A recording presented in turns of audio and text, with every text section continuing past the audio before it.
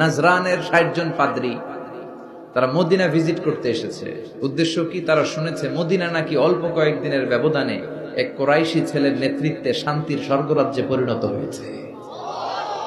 কে এই মুহাম্মদ, যার নেতৃত্বে এই মদিনার লোকগুলো শান্তির স্বর্গরাজ্যের ছোঁয়া পেল? দেখার জন্য ৬০ জন পাদ্রী এসেছে।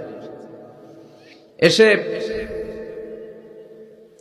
তারা অবস্থান করলো মদিনার পাশে একটা বাজার আছে, এখনো ওখানে বাজার রেখে দেয়া হয়েছে। বাজারে এসে দেখলো মসজিদে নববী থেকে বেলালের আজান শোনা যায়। সুবহানাল্লাহ পড়ুন।